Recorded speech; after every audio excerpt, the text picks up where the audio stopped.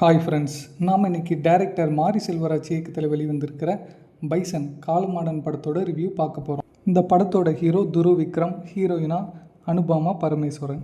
இந்த படத்தோட கதை தென் மாவட்டத்தில் சாதாரணமான கிராமத்தில் பிறந்து இந்தியாவுக்காக கபடி விளையாண்ட மனத்தி கணேசன் வாழ்க்கையில் நடந்ததை படமாக எடுத்திருக்காங்க. அதே காலகட்டத்தில் தென் மாவட்டங்களில் நடந்த ஜாதி பிரச்சனை, ஜாதி தலைவர்களையும் இணைச்சி இந்த படத்தை எடுத்திருக்காங்க. படத்தோட தொடக்கத்திலேயே ஜப்பானில் ஆசிய விளையாட்டு போட்டி நடக்குது. அதில் கபடி பிரிவில் இந்தியா, பாகிஸ்தான் இறுதி ஆட்டத்தை விளையாடுறாங்க.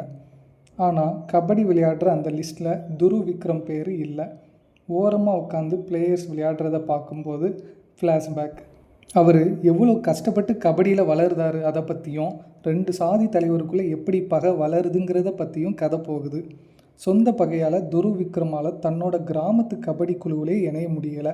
இவர் எப்படி படிப்படியாக நேஷ்னல் பிளேயர் ஆகிறாரு, இந்தியா பாகிஸ்தான் மேட்ச்சில் இந்தியாவை எப்படி ஜெயிக்க வைக்கிறாரு, இதுதான் படத்தோட முழு கதையே.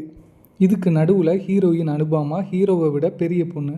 அவங்க விரட்டி காதலிக்கிறதும், சாதி சண்டைகளுக்குள்ளே தன் மகன் சிக்கிறாமல் எப்படியாவது தன் மகனை பெரிய ஆளாக ஆக்கிட மாட்டோமான்னு துடிக்கிற பசுபதி படுற பாடும் அல்டிமேட்டு. ரொம்பவே அற்புதமாக பசுபதி பண்ணியிருக்காரு. படத்தில் பெருசாக எதுவுமே ட்விஸ்ட்டு இல்லை. எதிர்பார்க்குறது எல்லாமே நடக்குது. இது மட்டும்தான் இந்த படத்தோட குறை.